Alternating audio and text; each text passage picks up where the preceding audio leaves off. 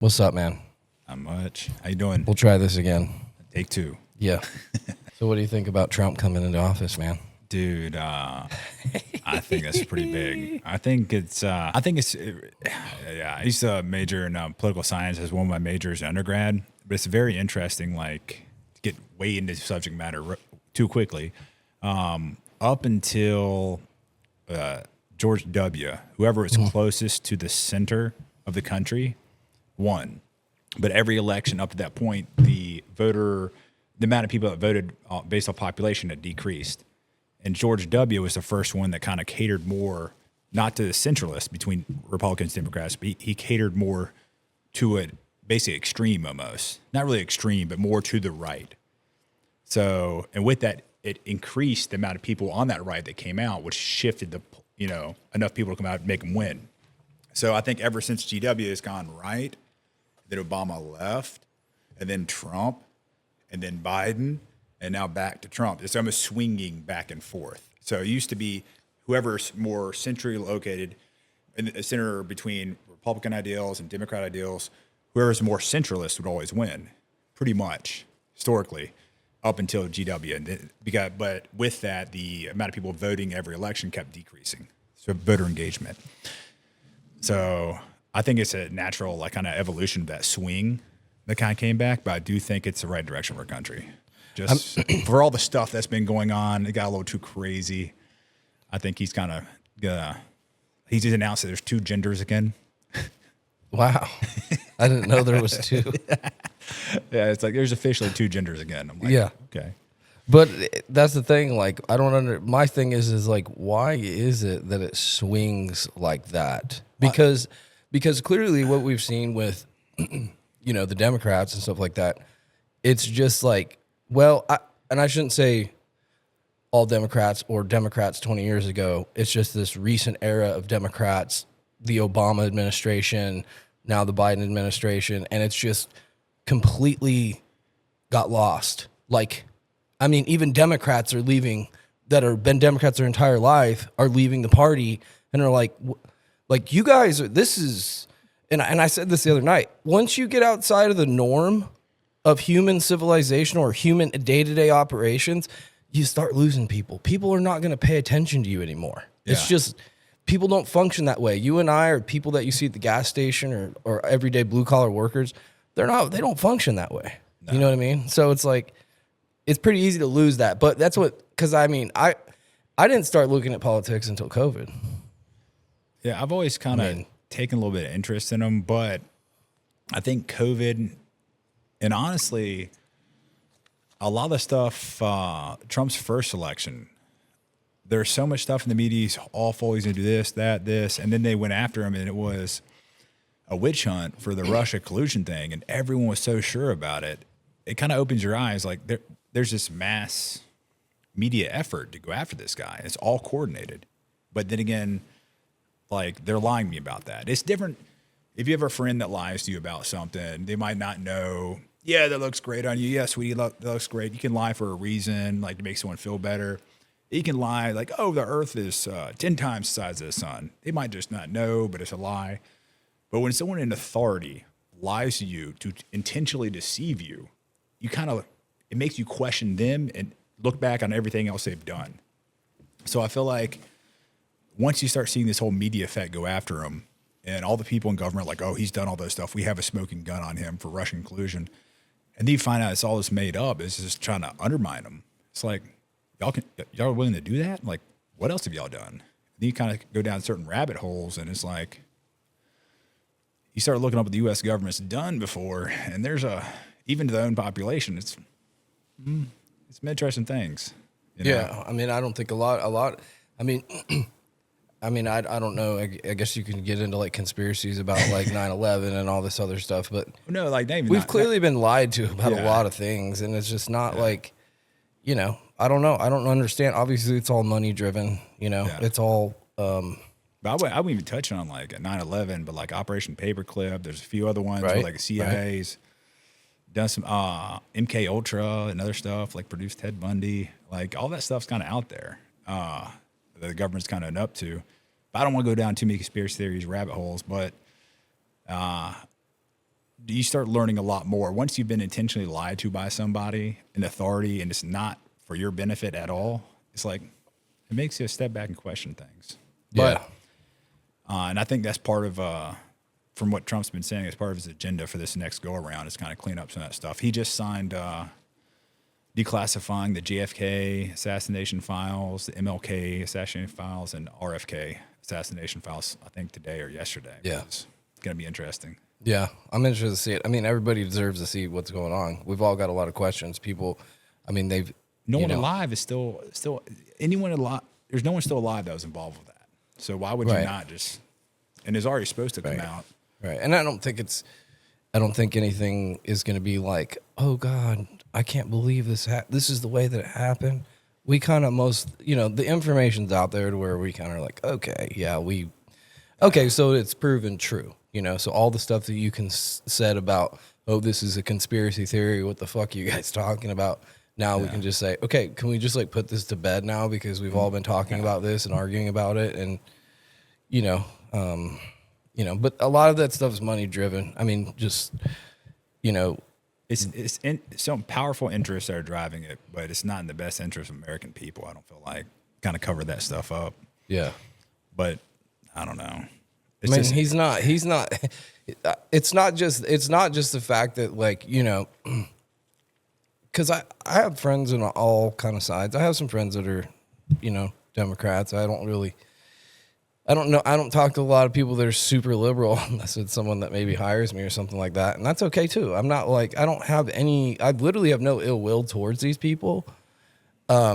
Because at the end of the day, we're all Americans, we have to all put up with each other because we live here, Exactly. And so fighting and destruction and, ravaging the streets, like what happened during BLM and, the city takeover in Portland and just crazy shit, is that is not going to solve anything. Because here's the coolest thing about America. You can do anything or believe anything you want to believe here, as long as you're not hurting people. Yeah. That's it. Now, that doesn't include feelings, because you can hurt people's feelings. That's legal. But as long as you're not making threats, and I'm not saying it's a good thing, because it's not. It's a terrible thing. You don't want to make someone feel bad. But at the end of the day, as long as you're not putting your hands on someone else, you're not robbing, stealing, killing, you're in the good here, man. You can, because not everybody likes to hunt. Not everybody likes to work out. Not everybody likes football. So, there's tons of different things to do in America. That's what's great about this country. I think just try to be good to your fellow neighbor and, kind of let people be. More of a libertarian approach to hey, if it's not hurting anybody, you can do whatever, but you can't force my beliefs onto you and whatnot. But as long as you're nice to everybody, I think that's the way the country needs to be. I mean, moving forward, and I do feel like, I don't know, there's something that stirs people up towards certain movements and away from other stuff, but I just don't get it. We live in very interesting times. I'll say that. Yeah. Yeah. I mean, I don't know. It just got so polarizing during COVID that I don't know if there's, I don't know. It's kind of hard to unsee things, it's kind of hard to unsee someone on Thanksgiving tearing your fucking head off because you don't have a mask on. It's hard to unsee those That was things. kind of It's crazy. kind of but these people, they're still out there. What else are they doing? It may not be the mask thing today, but they're doing something else. And it's clearly I just try to avoid them, but that, Well, I feel like with that, I think everyone, you need to wear a mask. First few months is very confusing as masks aren't going to work. Yeah. And then they switched on a dime, said, oh, you have to wear a mask. It's to protect everybody. And then I feel like if you're trying to be a good person, a good member of your community, society, okay, they're going to help. Let's do this. But then you start to realize, okay, these aren't the real secure masks. There's paper masks, and they're fogging my glasses up every time I breathe. Is that really stopping anything? And the surgical masks, I mean, they're basically made so your spit doesn't get into an open wound during surgery. They're not made to, purify the air, stop any viruses. They don't even stop water, particles from coming in. But it's very interesting. But it's just really weird to see society I didn't think society was going to jump to that where they're shaming people and you're killing people if you're not wearing a mask. And things got really, really weird. I think a lot of people kind of, to a certain extent, lost their mind during that time period. But at the same time, I can see how them trying to be a good member of the community drove them to do that. But they thought they were doing good. Yeah. You know, and they were being told that that's doing good. Right. So, well, and that just, it's, you know, jumping to some conclusion. Like they, you know, you don't want to ever jump to a conclusion. It's it was a good time to sit down and do some research and be like, okay, I need to like, you know, because if it don't feel right, it probably ain't right. Yeah, trust your gut, man. Yeah. A lot of people don't trust their own gut and just take a step back and think about it. This doesn't make sense. This does make sense. I mean, everyone's trying to wear the mask at first. Then after a while, like this is feeling really forced, and it doesn't seem to be any science behind it. You know, once you see someone vaping and blowing the smoke out, even on the M95 mask, like it still shows smoke blowing out. Like, and vape particles are bigger than virus particles. I'm like, Yeah. how much good is that really doing? Yeah. And then once those videos are out there, it's like it's kind of hard not to realize that. Yeah. I mean, I hope people have, like, are going to stand their ground now against, like, you know. Well, there's the good and the bad. First, I feel like everyone, all the conspiracy theories, I feel like with where the virus came from, with it, how effective the vaccine is, it'll stop, it's 100% effective, and it's 100% safe, have all been kind of proven right, all the conspiracy theories, where it's not safe and effective. It's not effective, you know, stopping it at all at this point. And I feel like that's kind of eroded a lot of the trust in the authorities in telling people to do those things. Well, now if something else does come out, I think there's a lot of people that aren't going to believe you. If you are telling the truth this time, just because we've been lied to by a person in authority, in a position of authority, to do something that wasn't in our interest. And especially, you see the Fauci's got pardoned for what exactly, I don't know, but for what his involvement was with the gain of function, for the vaccines. And his pardon goes back to 2014, which is really interesting. I think that's what I was told. I don't know. I saw this online. That's when the gain of function kind of started, when he started co-opting with Wuhan or wherever. Yeah. Which is... Well, it started it started during the Obama administration is when it started. Yeah, 2014. That's what I think. It's a pardon goes back to that. It was like, 08 through 14, something think like that. They had it from internet sources, so, you know, just what I've read. I think it was illegal under Obama, and that's why he had to go to outside the United States. But he even made gain of function kind of illegal. But I'm pretty sure they did see some funding coming from the Obama administration. Yeah, that's what I kind of. Yeah, so there's a whole lot of shady stuff. Yeah. I mean, he's you know, I mean, they were showing videos of him during the Reagan administration. Yeah, he's been around. He's been around for a hot minute, dude. That movie, Dallas Buyers Club. I haven't seen it. It has Matthew McConaughey when he really trimmed down, looked like death's door, lost all his weight, but he was supposed to be an AIDS victim. And he was basically saying, like, this medication they're pushing is killing all these people with AIDS. Like, and the medication would kill you much faster than the actual AIDS would. And later it came out, Fauci was behind that, even back in the 80s. And he was, someone was profiting off that or something, and they wouldn't allow the actual medication that would help people. And that's why the Dallas Buyers Club, it was Matthew McConaughey's character that would go to Mexico to get these drugs to help people and bring it back across the border, but it's going to sell them here in the United States. So even back then, it's just kind of, it seems like it's profit driven. Yeah. Oh, 100%. This medication, we make more money off it. Right. Right. Yeah. The pharmaceutical industry has a history of that. Oh, yeah. The cure is just a long-term treatment. Yeah. What we make the most amount of money off of. Right. Pfizer needed to get some money back after they got sued. Well, they've all for all the pain pills and shit that they're distributing. But yeah, they like the gain of function research. I mean, I'm pretty sure you look up what gain of function means, and it's like researching death is what it means, and or to some degree. And so it's like basically what they're doing is they're taking something that doesn't exist. Creating it, back engineering it to find a solution for it, and they can't find solutions for a lot of the stuff that they've made. Well, here's the craziest thing: is what they do a lot of times is they'll take a virus, like, oh, this is crippling this species population here, like it's very deadly to them, it's very horrible, but humans are immune to it, it hasn't jumped to us. Right. Let's see what it'd do if we can make it go to humans. I'm like, you're playing with fire right there. So we have no natural immunity to this. it's highly deadly, or it's only to apes, or it's only to certain species of animals, and they put a hitch on it, which now can attach to human DNA, and now it can affect us. And that's basically what happened with this COVID one. It was engineered in a lab. Well, wow. If you believe that conspiracy, I think the government's now kind of confirmed. Yeah. Apparently. I mean, we'll see. I think there's going to be a lot that comes out with Trump, showing that okay. I read online, I don't know if it's real, it came out today that... Let's go. Get into the conspiracy No, it's not theory, conspiracy theory, but it was Vladimir Putin is requesting to extradite Fauci as a part of ending the war. Yeah. To bring him up against crimes I against saw humanity. that too. I don't know if that's real. Yeah. But it's fun to talk smack. Everything I say should be taken with a grain of salt. Yeah, for sure. Yeah, I'm an amateur. Oh, come on, dude. First time comedian. Bro. You're an expert. There it is. Yeah. No. I like talking smack. Trust the science, man. Trust the science. Always. Yeah. Unburdened by what has been. But no, I just think it's hilarious. I don't know. I think now, it's a big relief on people's shoulders. They're like, okay, I think people just want to get back. We want to, Where's the 1990s normal guy? Like left, right. Okay, I just want to mind my business and do this. Right. And now, those people are far right extremists. I'm like, no. I was raised in a world where,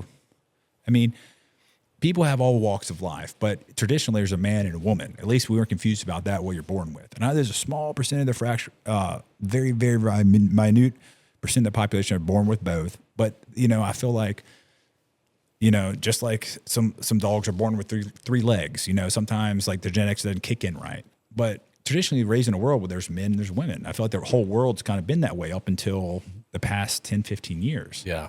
And you might feel like you're born in the wrong body, but that doesn't mean that you are that, Yeah. So it's just, and that's an extremist view now. Yeah. Which is, I think everyone should be happy with. Doesn't mean try to be happy, pursue it, but they shouldn't force it on other people. Right. Because I don't really want to see Ronda Rousey as a running back on the Seattle Seahawks. Yeah. Well, heck, I'm an equal opportunist. So if she wants to try that, then go for it. We'll see how that ends up. But if she chooses to go into it, I believe in meritocracy. I'm not against it. I just, we have it for a reason. We have it for a reason. Yeah. And that's I'm not trying to I don't think most people are trying to harm somebody or hurt somebody or tear them down by saying, look, I would rather have SEAL Team 6 men, just men only, jumping out of a plane, landing in an ocean, a dude snaps his leg, and now another man has to carry him to shore. I'm not saying it can't happen. I feel like it should be merit-based. If a girl absolutely is so good at a certain sport, she wants to compete against men, then go for it. But I don't think it's a fair advantage if men go to female sports. The whole reason they made female sports is an equal playing field. Yeah, but to that point, it's not equal, right? It's not equal. Well, if is a woman good enough, and the money's a lot better than the NBA. If there's a female player good enough to make in the NBA, I think she's the NBA. Yeah, the NBA is it's tanking. I don't think you can put LeBron James in a dress and have him go crush everybody in the WNBA. I don't think that'd be fair. Right. That's pretty. Yeah, the NBA is tanking. Did you see that? There's holy smokes. Even the WNBA, bro. Sports used to be the last reprieve where left, right, who cares? Let's go watch a football game. Let's go watch a basketball game. Right. Nothing else matters. It doesn't matter how much you make. It doesn't matter where you're from, what gender, what race you are, anything. It's you pull for your team. Yeah. And now they're trying to force a narrative onto people.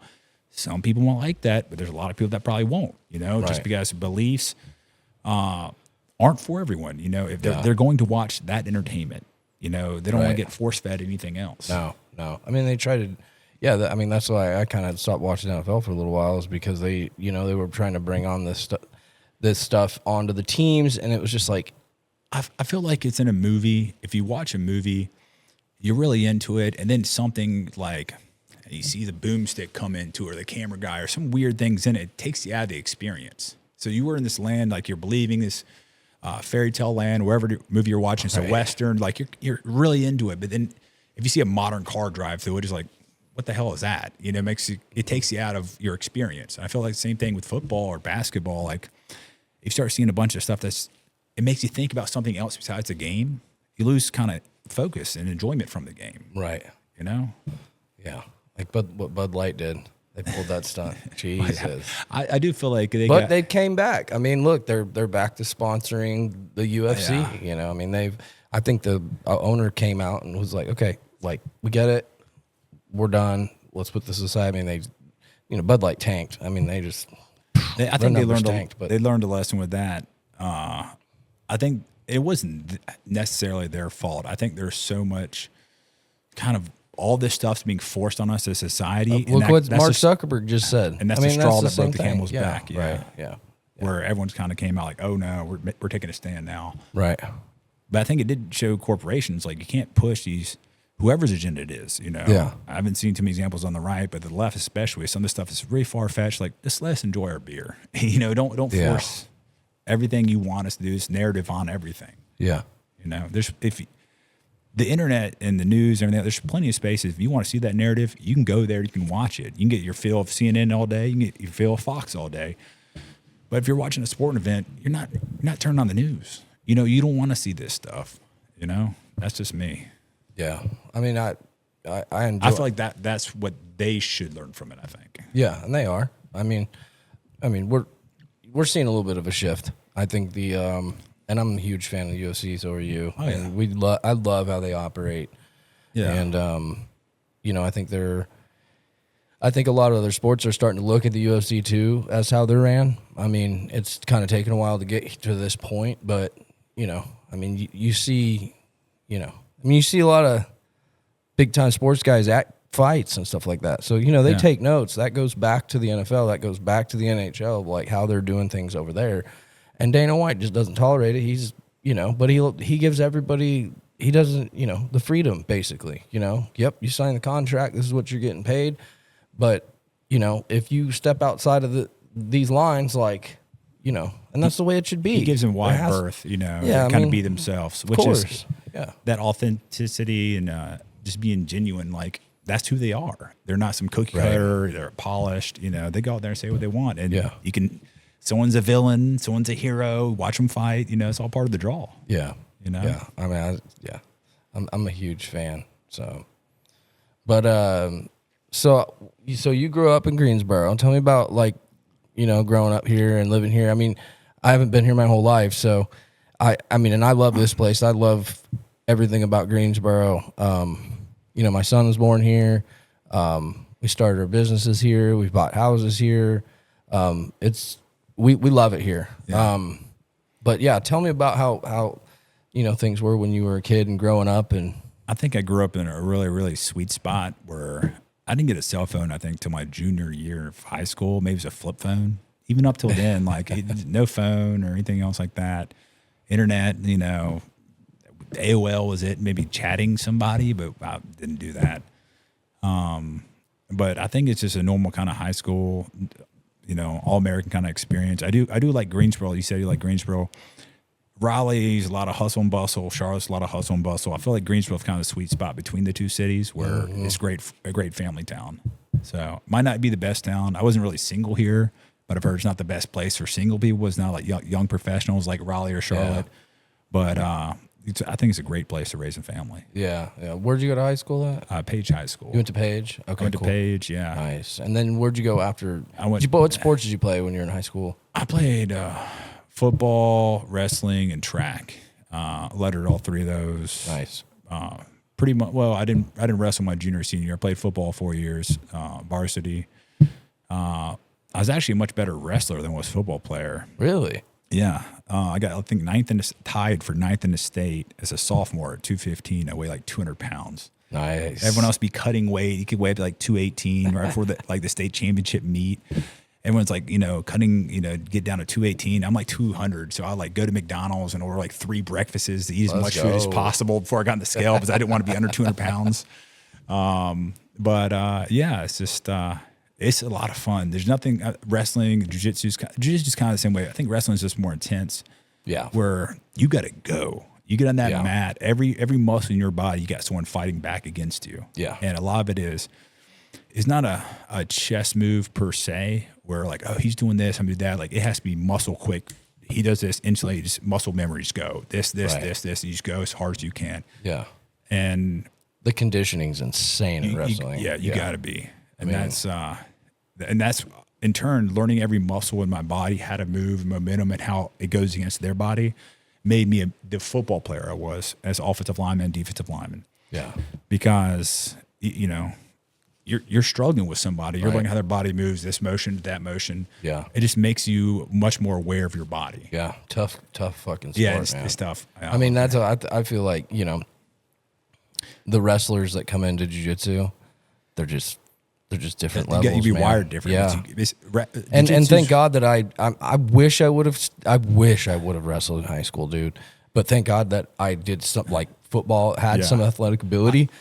Because if I didn't, oh man, like trying to catch up to that level is so insane. important for kids. It doesn't matter if they're good or bad. That's right. Get them involved in sports. That's right.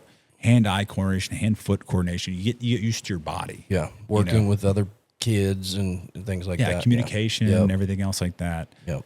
Or everything's not your responsibility. You have to do your responsibility and trust the guy next to you. That's right. Yeah. So, but I think sports are, incredible for just development of any kid. And so you stopped your sophomore year in wrestling, and then you continued on. I didn't stop by choice. Junior year, I was playing against the 6th game of the season. I think it was like North Forsyth or our first conference game. I was on defense. I drive the lineman back, and I go to smack the quarterback's arm. And the only finger that hit was this one. It's popped like that. Oh. So, yeah, it's kind of popping the wrong way. And I had my glove on, so I couldn't really see it. I just knew I couldn't move that hand. So, fortunately, that play, we got an interception. But I started offense, defense, all special teams. The only time I come off the field was for kickoff. So we got an interception on play. I started going to the sideline. The coach was like, go back in. It's like, okay. So I went back in.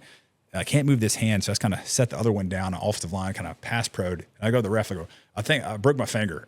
Or like, the finger's going the wrong way. Like I broke my finger. All right, go to the sideline. So I didn't want to get delay a game or anything else on it because my backup, would never come in because I started, I was always on the field. Start offense, defense, everything. So I go over there, take the glove off, and they kind of pop it back in place. But it couldn't move. What happened is it tore the tendon. So basically, you see this little zigzag scar. Oh, yeah. So the tendon's kind of like a rope that attaches up here, and these muscles here and the wrist kind of pull it down. Right. So if that's not attached up there and these ropes are pulling this way, it just sucks that tendon right down. So, I mean, me being in high school at that point, it's like, just cut it off. It's fine. Like, it's like, shut up, Bell. Like, I had to go these like scans and whatnot.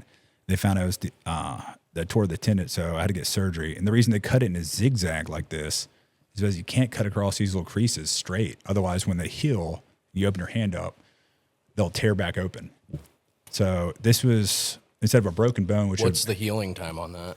That's the crazy thing. If I would have broke my finger, you got 6 to 8 weeks, but with a tendon, and they had to anchor it back to the bone, it took like 12 weeks. And that's 12 weeks before you can start like really gripping stuff. Yeah. And it's important, like, football season overlaps with wrestling in the first place, but then you kind of get hot and heavy in wrestling. Well, I can't grab, Yep. That's kind of a big part of wrestling. Just like, yeah, I'm not going to happen. And then I thought I could do it, like, kind of it taped up, but I realized you got this whole, like, wrist thing. So I was trying to start my car with the other fingers on it. I got, like, tendonitis in the wrist. I couldn't immobilize your wrist for, like, 8 weeks. All this stuff, like, you don't have any motion left. So I had to go through like rehab and everything else like that. Yeah. So basically, I wasn't probably going to come back to wrestling that season. Gotcha. Yeah, and that's we had a wrestling coach there for like 20 or 30 years. Old school, huh? Old school. He was great. He actually never wrestled, but he knew everything about wrestling. It's really interesting. Well, sometimes those are the best coaches. But he had just retired for a junior, and the new coach wasn't happy that wouldn't come back. I'm like, I wish I could. He's like, well, I cut this other 215. It's all you're coming back. I'm like, I'm sorry. Like, I can't move my wrist. Like I can't go straight back into it. So I didn't wrestle that year. And then by the time I'd signed a scholarship for my senior year, like during the season for. Tell me about that. How'd that come about? So did you put in like how'd that process go? That was just recruiting. Like, they recruited you? Yeah, I was getting a lot of looks. Who were the big colleges? Virginia Tech, Clemson. Virginia Tech back in those days, Michael Vick days. I mean, they were like cream of the crop. Yeah. Clemson, UNC, Duke, NC State, ECU. The only thing that kind of worried colleges about me is I was listed as 255 and I was really like 240, So I was an offensive lineman, defensive lineman. But for offensive lineman, like NC State told me like firsthand, recruit me, go, you got the best hands and the best feet we've seen in the state, but we can't offer you unless you're 265. And I, like me being me, I took that as a chip on my shoulder. And I later when I was playing at UNC against NC State, I think my senior year, I got like me and the running back got player of the game, which is kind of interesting for offensive linemen, to get, player of the game against Tool. But I always carried that as a chip on my shoulder. Like they said I couldn't do it. But UNC Chapel Hill ended up offering me, and I had like 5 recruiting visits lined up. And I was trying to play it cool because you go on a recruiting visit, like they pay for everything, your hotel room, your food, take you out to do fun stuff. They were trying to sell you in the school, and you're kind of like, treated real well, like then UNC was, I think, my first official visit. And so I had 4 more, and I had other ones lined up. But they even offered me, they brought me to the head coach's office. They offered me a scholarship. Like, we just need to hear back from you within 2 weeks or so we know to move on or not. My mom almost breaks down crying. It's like, this is what you want, right? This is what you want. So, like, of course, the head coach being smart, he kind of sees, like, he pulls out the letter of intent, like, hey, we can do this right now. It's like, so I kind of felt all this pressure. My mom, like, no. So I went in and signed right there on the spot. I don't regret that at all, but I was just right. I wanted to go be treated well at a couple of colleges too before coming to Carolina. But you wanted to go be balling, huh? Well, it's just like make that's me pretty feel cool. special. Yeah, that's nice. Yeah, no. But it seems my mom's bringing this is what you want. Too bad. This didn't just happen. You're getting paid now. Oh God, yeah, God, I mean, it is an interesting day and age, man. I remember like there's like. So what was it like the first day? So you get picked, right? Now, are you getting? Is it like a red shirt your first season, or like how's that work? Well, I was signed. I was 240 pounds coming in. So you had to eat. They made you eat. They said when I got on campus, they said you got to put on 45 pounds before you see the field. Jesus, how much did you put on? I put on 35 pounds. Jesus, how much do you weigh? I went from like 240 to 275. Jesus Christ! And they told me even after my spring game, like, I'm not a gigantic person. Some of the people I played against, there was one guy for Virginia that was a nose guard, was like 380. Well, so how big was Jacob when he went in? Jacob wasn't that big. He was like 235. He went to Norfolk. I mean, he was a strong guy, like nose guard. So, but that offensive lineman, based on my coach's philosophy, which isn't far off the truth, is like you have to have a certain amount of weight just to hold you to the ground. That's right. As literally you're going as some people. If you're at 240, you're going with people like up to some people in some situations like 140-pound advantage on you. That's like a small human being. And they're fucking strong as shit. Oh, yeah. Yeah. So I got the 275. Even in spring ball, the coach, offensive lineman coach we had my first 6 months left, and we got a new one. And just looking at me, he's like, But after spring ball, he's like, you're my big surprise at spring ball. You can play. I'm like, I kind of viewed myself as Rudy because height-wise, I was about as, average height to short height as offensive lineman. And weight-wise, I was not up near anywhere else. What are you? You're like 6'4"? I would say measuring like I would say technically like 6'3", 6'2.5". If you're barefoot on the scale, like the way they would measure you for like the NFL. Okay. Yeah. They basically try to make you not short as possible. There's no socks, there's nothing. Yeah, they that's press right. it down. Like, yeah, that's right. So, and then you got like your offensive tackle. You're going to be like 6'5" at least, 6'8's good. They're a lot bigger people. Yeah, traditionally. So I went from like playing high school like tackle down to learn how to snap the ball as center best, my frame. But I got to 275, and I'm like, I could snap the ball damn good, shotgun, snapping, everything else like that. I knew I could play. And basically, the coach told me before the season, like, well, you got the 275, you didn't get to 285, so you're not going to play this year. And that was after my redshirt freshman year of putting in 35 pounds. I'm like, he's just saying that, probably trying to light a spark under my butt. Oh, yeah.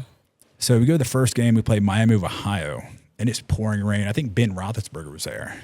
And they ended up beating us. And we had, I think, 6 or 7 QB center exchange fumbles.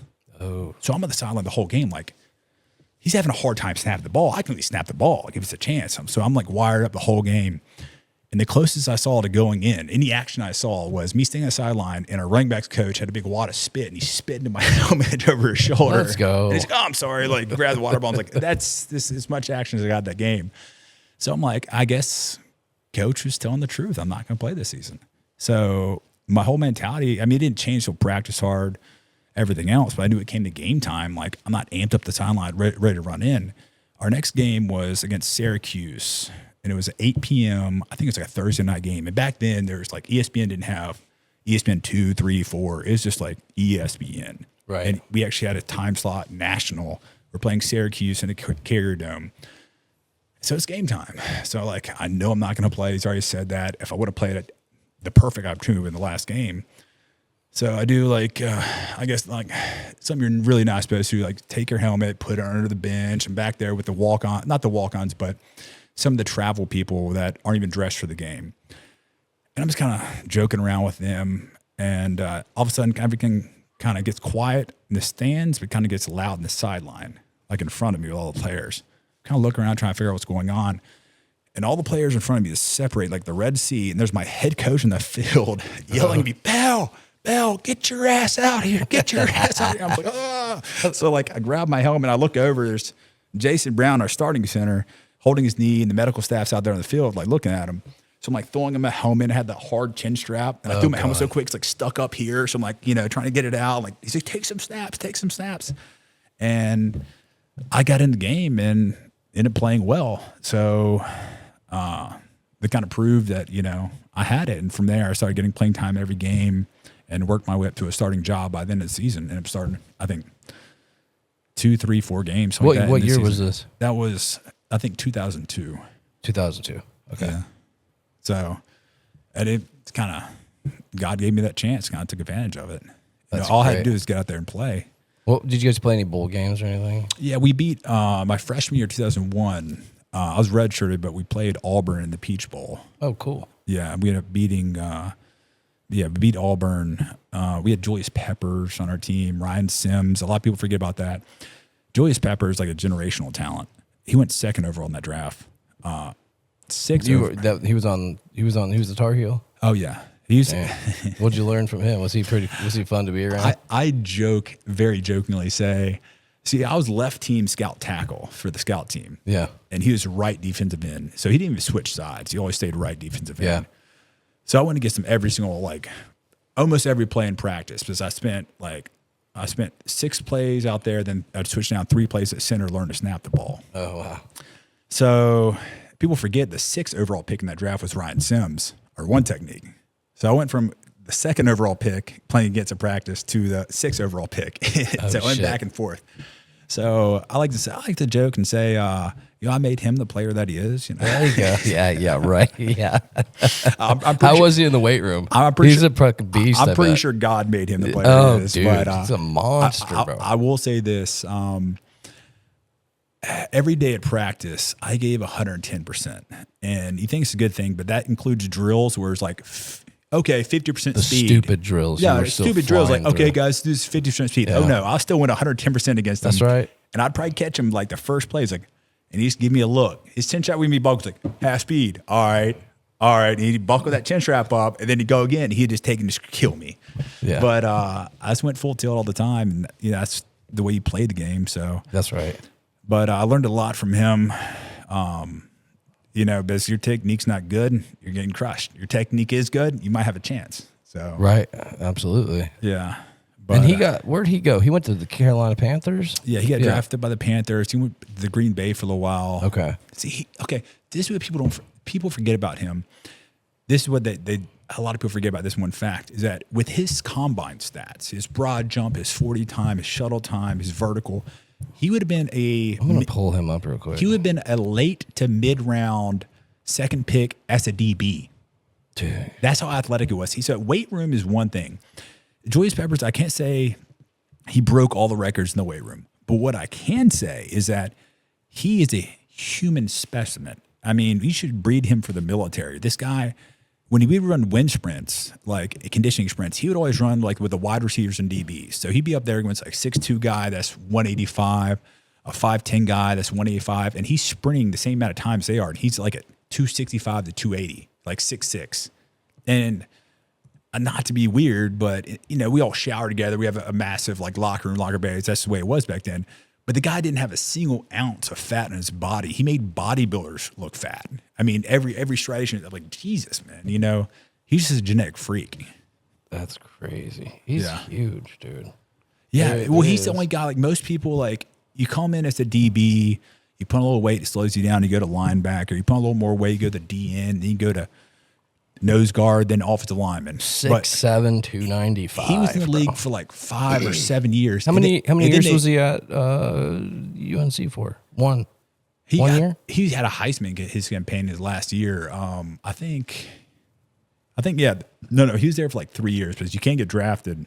You couldn't get drafted until 3 years after high school, and he came straight to Carolina. So I think it was his junior year he left. Okay. So his so last you played year with him there, for 1 year. 1 year. Okay. Yeah. Yeah. Yeah, he had a pretty long NFL career. Yeah, he did. But yeah, I can't say enough good stuff about him, man. He's just that's pretty cool. and he's a really quiet guy. He wasn't really braggadocious about everything. Like I'm this, I'm that. Like he's quiet and he's get the job done. I will tell you this though, he has 3 speeds. He has practice speed, game speed, and pissed off speed. and I found out his pissed off speed is pretty unstoppable. I think a lot of college teams that we played against, all of them didn't find out the pissed off speed. But you watch games where he got a couple of personal fouls against them. And he ran a 4.7. Let's go. Oh, he's just a freak. Yeah. Jesus. But we had I think 7 of the starters off that defense in 2001 ended up getting drafted. 7 or 8, maybe 9. I don't know. Because they all didn't go the same year. But we had the second most draft picks overall that year behind Miami. Really? Yeah, Who was your quarterback? Did you have any quarterbacks go to the NFL? Yeah, we had a couple. We had we had Ron Curry. He went to the NFL, but he didn't play quarterback in the NFL. He played special teams for a while, just because he was an incredible athlete. He was like state Gatorade player of the year in I think national player of the year in football and basketball. He's like, and he came from Virginia, which is the same time as Michael Vick. Oh wow! Did you guys play against Vic? We didn't play against Virginia Tech. Wasn't our conference. The Big East still was around back then. Okay, yep. I think a lot of the Big East teams ended up coming to the ACC like in 2 different phases. Yeah. But I think we did play. I think he was already gone by then. We played Virginia Tech though before we left. What was your favorite school to play at? Like away game? The coolest stadium. I had a couple of cool experiences. Because Miami was in your league at the time. Were the Hurricanes in your league? We played against them. Yeah, they ended up joining, and we had playing against them. The funniest thing, I think we played Boston College in a bowl game, and then the next year they were in a conference. Yeah, but the mergers would be announced like the year prior, so we ended up getting chosen for them. I think playing the Continental Bowl in Charlotte. We played Boston College. Then the next year they were in a conference, but we didn't play every one in a conference that once we started adding teams. That's crazy. We played half of them. But it is really interesting. I think Utah was pretty special. We played Utah under Urban Meyer the year they went undefeated. Wow. That was the best coach team we've ever played against. I would say that. We played probably better caliber